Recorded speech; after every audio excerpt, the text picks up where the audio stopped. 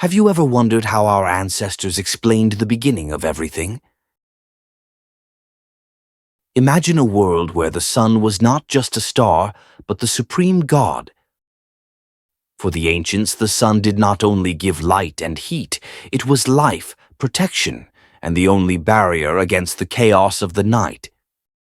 When it disappeared, diseases grew and beasts lurked in the shadows. Every dawn was a miracle.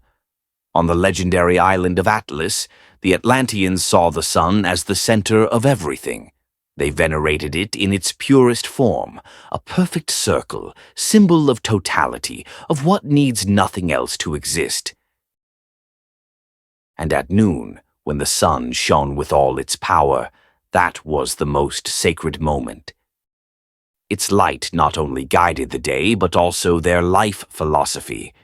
Until there are no shadows, they said to say goodbye, an ideal of absolute perfection. The Atlanteans understood that everything follows a cycle, life, the seasons, time, and they tried to answer the great question, where did everything begin? In their search, they created a creation story so powerful that its echo traveled through time and space, influencing cultures such as the Egyptian with their god Ra, and many other civilizations. Do you want to discover more about this fascinating connection between the Atlanteans and the origins of major human beliefs? Stay with us, because we are just beginning.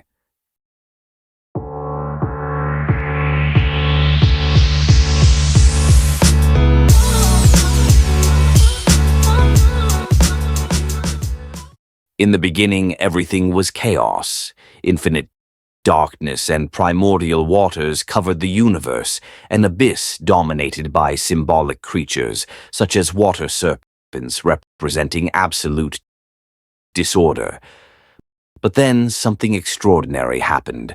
From the waters emerged a mound of earth, and the water serpent withdrew. This was the first act of self-creation. Upon that summit, light manifested and pierced the darkness for the first time, bringing life and order to the world. Finally, in Atlantean belief, the god of wind self-generated. The divine breath that brought air, moisture, and life, allowing life to flourish in this newly created world. Together, they shaped the four fundamental elements: water, earth, fire, the sun, and air, the wind. Does this sound familiar? Centuries later, the Greeks would define these same elements as the basis of all existence, representing the seasons of the year: winter, spring, summer, and fall. But this idea did not stop there. It spread to cultures across the entire world, marking its place in symbols and mythologies that still amaze us. Do you want to know more about these symbols? Subscribe and join us on this journey. Now, let us delve deeper into how these elements shaped the world and our history. Water, an element that seems so simple, hides profound secrets. In ancestral cultures, it symbolizes primordial chaos, the origin of everything. Surprisingly, in civilizations across the world, water appears as a serpent. Why? Because the serpent embodies the initial disorder, the abyss from which everything arises. Its form lies in rivers. For the Egyptians, these waters were Nun, the primordial ocean. The Sumerians called them Abzu and Tiamat, chaotic water gods. In Jewish tradition, we find the quote, "Darkness was upon the face of the deep, and the Spirit of God moved upon the waters." For the Greeks, the primal chaos was a profound void called chaos. In China, chaos gave rise to Yin and Yang, that duality balancing the universe, and later to the Dragon King, which are four beings: Ao Kuang, Aokin, Aoshun, and Aorun, representing the cardinal directions, the four elements, and the colors red, black, white, and blue. It is incredible that on another continent, the Americas, for the Aztecs, the god Huitzilopochtli, who was very similar to China's Yin and Yang, gave life to the Tezcatlipoca, four gods representing the same cardinal directions, elements, and colors, red, black, white, and blue. Over millennia, two gods exchanged their positions and colors. The correct form should have been this. The stories of each were rewritten to maintain the sacred cycle of the seasons. Yet, the serpent and the bird remained, silent guardians of a truth that never changed. Do you realize how the Atlanteans and their beliefs left a legacy that remains alive in our cultures? Leave your comments if you know more stories about primordial chaos. I will read them personally. Let us continue. The earth, that symbol of stability and creation, which self-generated, has a fascinating history in the mythologies of the world. Imagine this. In the beginning, the earth emerged triumphantly from the waters of chaos as a primordial pyramid. This self-generated mound represented the first god or goddess, the architect or mother of all. And so order began. In Egypt, this story takes on a particularly intriguing nuance. Initially, the earth was personified by Neith, a goddess with roots in Atlantean beliefs. Neith, venerated in the city of Sais, was known as the mother of all, but also as the goddess of war, who welcomed the dead into her womb. Over time, however, another god took her place. Ptah, the architect of the universe, who was both male and female, and bore the famous Jed pillar, a symbol representing the four elements and the four seasons. Its colors are the blue of the sky, upper water, the red of fire, the sun, the blue of air, the wind, the green of earth, and the blue of the ocean, lower waters. As the divine architect, Ptah designed everything that needed to exist, even the structure of time, such as the days of the year.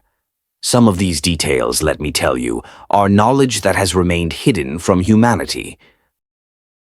For example, Ptah's body was symbolized by the pyramid, or the Benben, and inside the Great Pyramid of Khufu, the Jed pillars could be linked to the misnamed relieving chamber. Isn't it astonishing how everything connects to the ancient Atlanteans? In Egyptian temples, the god was worshipped in the Naos, the holiest place where their statue resided, topped with a pyramid. It's also interesting to note that during key annual ceremonies, the statue of the god inhabiting the Naos was transported in a ceremonial solar boat, a ritual paralleling modern Catholic processions carrying images of saints or virgins. The Egyptian boat, designed to house the divine figure inside, featured symbolic carvings on its sides. The goddess Mat, with outstretched wings protecting the sacred presence at the center. This iconography becomes intriguing when compared to the cherubim of the Jewish Ark of the Covenant, winged beings guarding the mercy seat, as described in Exodus, which the Jewish people carried. Regarding Moses, the precision with which the biblical account reflects Egyptian traditions suggests that someone with privileged access to Egyptian priestly knowledge existed. This would explain all the biblical details borrowed from Egyptian priestly knowledge, especially about creation. However, this theory remains academically debated. If we leap to another part of the world, we find the Temple of Lalish in the Yazidi religion. The temple's gate symbolizes a sacred space, though the serpent adorning it is ascending, symbolizing a flood, a mistake according to ancient traditions. In contrast, at the Temple of Chichen Itza in Mexico, the serpent is correctly depicted descending, symbolizing water returning to its origin. And here is where everything connects further. In Yazidi religion, The black serpent remains a symbol of water, much like Ao Shun, the black dragon king of water in Chinese culture. All of this is part of the Atlantean legacy, a culture with a 12,000-year history whose knowledge spread across continents. But there's more. Ptah, as the universe's creator and divine architect, held up the sun. Like many Egyptian gods, he also had an animal representation, the sacred bull Apis. This bull, linked to the zodiac sign Taurus, carried a solar disk between its horns. From Apis emerged the Egyptian ink cross, a symbol of eternal life. This symbol was sometimes depicted as a T holding the sun, or as a pyramid supporting the solar disk, like the sign of Tanit. From these symbols arose traditions still alive today, such as the Christian prayer with hands joined forming a pyramid or raised in worship, evoking the bull's horns. These symbols appear in monuments worldwide. One of the oldest, linked by some to the Atlanteans, is at Göbekli Tepe. The primordial earth also had different names in other civilizations. For the Sumerians, Kishar, the mother goddess of earth. For the Greeks, Gaia, who emerged from chaos. For the Chinese, Ao Kuang, the azure dragon of the east. For the Aztecs, Sheep Totec, though it should have been Huitzilopochtli. For the Incas, Pachamama. For the Jews, the Father. What do you think? Do you know other gods linked to the primordial earth? Leave your comments and share your knowledge. Light, that great self-generated primordial god, has been the center of worship in the oldest civilizations. Represented as fire or the light remaining as the sun sets, it is the source of life. Its history brims with symbolism spanning continents and eras. It's so fascinating we could dedicate an entire video to it. In Egyptian mythology, it was known as Atum or Temu, meaning totality, the unity before anything existed. Pyramids worldwide symbolize the creation story. Never forget this. In Egypt, they were white with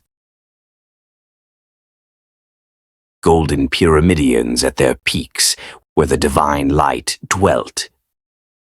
Yet human greed stripped the pyramids of their original beauty. Mountains were also sacred, especially those with fire at their peaks, as described in Jewish texts. Worship at pyramids and mountains always faced east, where the sun rose. Indeed, the Sphinx and many ancestral structures point there.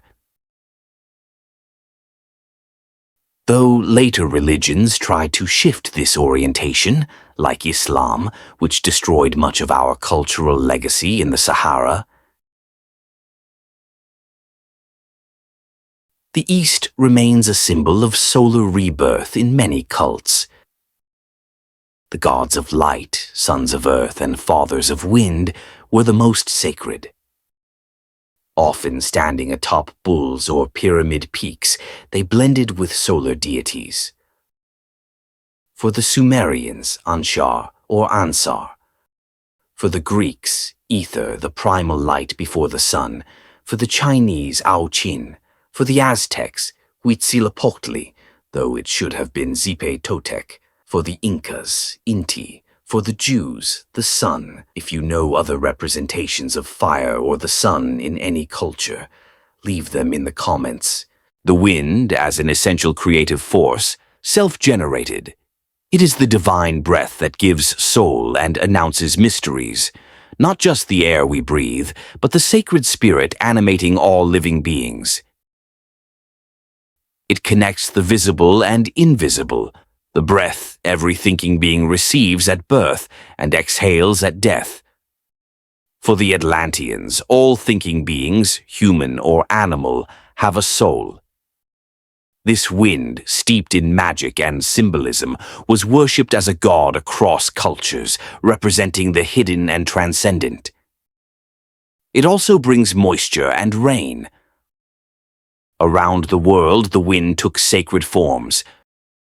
For the Sumerians, Enlil or Ninlil. For the Greeks, Aeolus, keeper of the winds. For the Chinese, Aorun, a dragon ruling air and rain. For the Aztecs, Quetzalcoatl, the feathered serpent linking sky and earth. For the Incas, Huayra. For the Jews, the Holy Spirit. Isn't it incredible how such an intangible force connects cultures, myths, and religions worldwide? Share your stories about the wind's hidden mysteries in the comments. The first cycle's conclusion. Thus, we conclude the review of the first cycle's 4 elements, but not before revealing a mystery. 3 of the 4 elements self-generated. These gods, partially unified, birthed the concept of the Trinity. For example, in Jewish tradition, the Trinity is known as the Father, Son, and Holy Spirit. In contrast, the water of chaos represents the devil. This deep, dark water, tied to the sea's depths, was known to Sumerians as the Abyss, home of Tiamat, a giant serpent. According to myth, Tiamat created demons to destroy the world's order. Intriguingly, the Hebrew word for abyss, Tehom, derives directly from the Sumerian concept of Tiamat's abyss. This is directly reflected in the Bible, Luke 8:30-31. Demons begged Jesus not to send them to the abyss, Romans 10:6-7 and Genesis 49:25.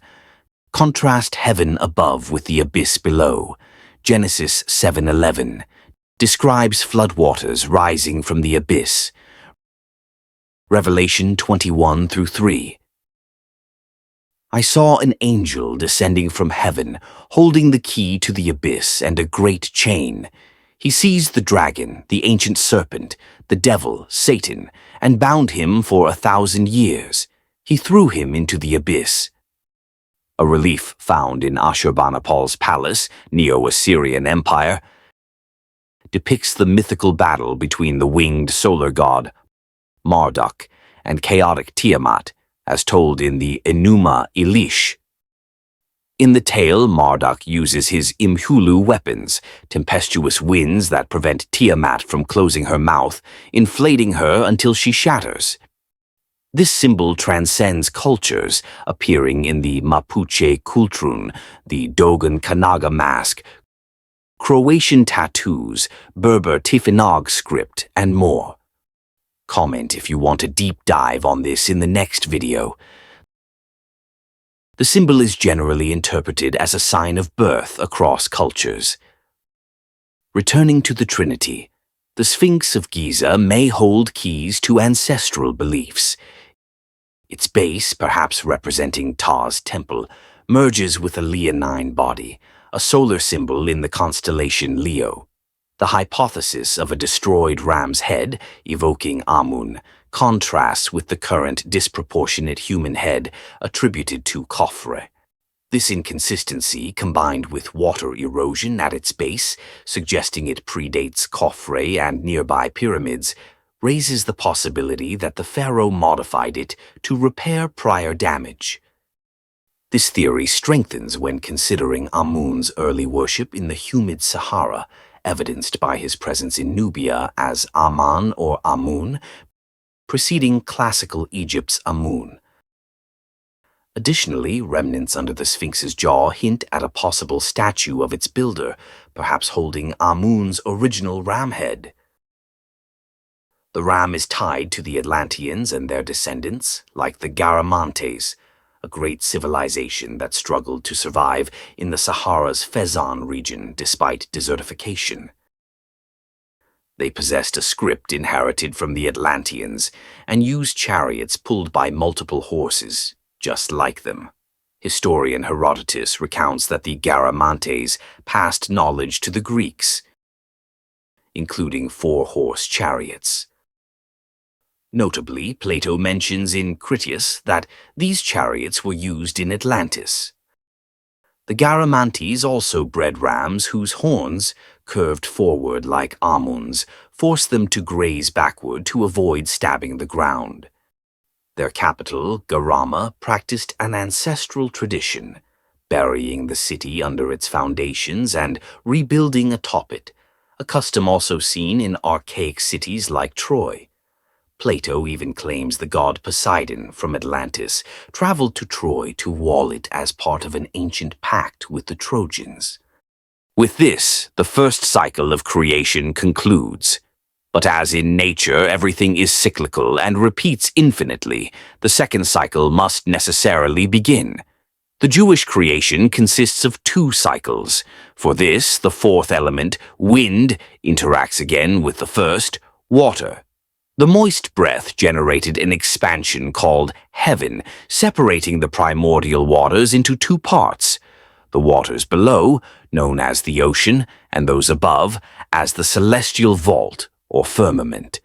Though many civilizations conflate these terms, wind, heaven, or firmament, the Jewish text is clear. He separated the waters under the heavens from the waters above the heavens. Other cultures have diverse stories about how this separation is maintained. One such tale is that of the Atlanteans, preserved through the Greeks, and that of Pangu, preserved through the Chinese. In Egyptian representation, it was Geb, god of earth and father of the primordial serpent. In some depictions, they are Marduk's weapon, Imhulu, tasked with separating the upper and lower waters. This is why Atlas is the son of Poseidon. Thousands of years ago, the Emikusi volcano was known as the Pillar of Atlas, around which the Atlantean people flourished. It was believed that these two bodies of water, the firmament and the ocean, were connected at the horizon, the edge of the world. By day, both were blue, by night, black. Meandering rivers like water serpents flowed to the ocean, and from the ocean they reached the firmament. In many cultures it was said that upon death the body was placed on a boat, set ablaze, and sailed downstream at dusk. Upon reaching the ocean it ascended to the sky, where most gods dwelled. If the person had been virtuous, they became a star, an eternal guide for the living. This is why it is said that at death we are judged, and if deemed worthy of heaven, we go there to live with the gods. From the element of water, we move to earth. In the Jewish worldview, this moment of creation represents the definitive separation between dry land and waters, allowing the earth to sprout plant life. According to this tradition, plants, lacking nephesh, vital soul, do not require the wind element, associated with divine breath, to exist, but only earth as material sustenance.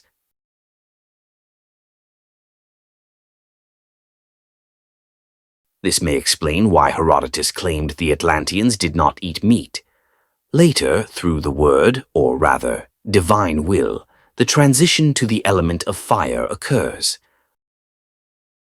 A bird is said to have placed a cosmic egg atop the primordial pyramid, or Benben. From this egg, the sun was born, depicted as a winged disk illuminating the chaos.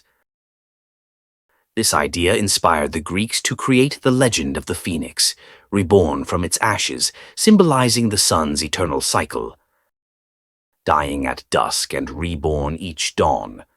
Ra, the Egyptian sun god, was portrayed as a falcon, a symbol of power, divine vision, and that first creator bird.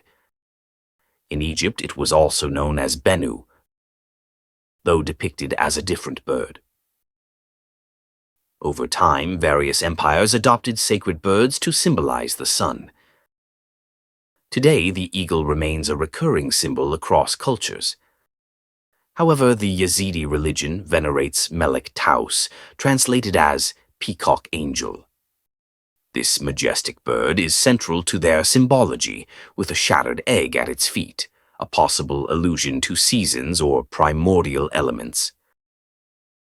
This ancient esoteric faith, one of the oldest still existing, possibly originating from Hinduism and the god Kartikeya, preserves secret temples dedicated to its deity. The egg's presence evokes the universal myth of the primordial or cosmic egg, the sun's birthplace, an archetype found in cultures worldwide. The Hindu Hiranyagarbha, the Greek Orphic tradition, the Chinese Pangu, and the cult of Mithras as Sol Invictus. It is generally depicted as golden. For the Egyptians, this cosmic egg birthed a winged sun, a concept transcending borders. The shield of Mitanni, the Assyrian god Ashur, Zoroastrianism, and countless Mesopotamian civilizations. Even among the Jews, seals from the kingdoms of Judah, Hezekiah, and Uzziah used it. And Malachi 4:2 references this symbol. The Sun of Righteousness shall rise with healing in its wings. At this point, the moon and stars were placed in the sky to guide us and mark days, months, and years. The sun god, as a divine symbol, began its journey. For the Egyptians, it simply boarded the solar bark and sailed the firmament's waters by day, a path followed by the stars, deemed divine at night.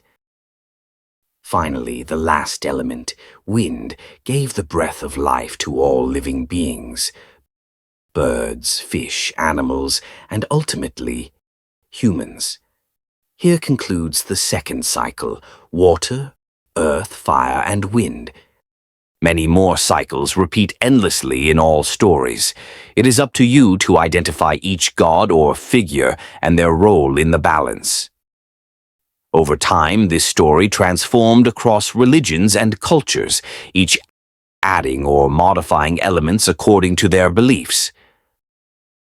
But the foundation remained. In that era, prevailing thought held that the firmament and earth maintained a delicate balance, mirroring each other. This concept was articulated in the maxim attributed to Hermes, the Atlantean, whose wisdom profoundly enriched Egyptian knowledge. As above, so below. Join us in the next video, where we'll detail the zenith of Atlantean civilization and the events leading to its destruction. Stay safe, and until there is no darkness,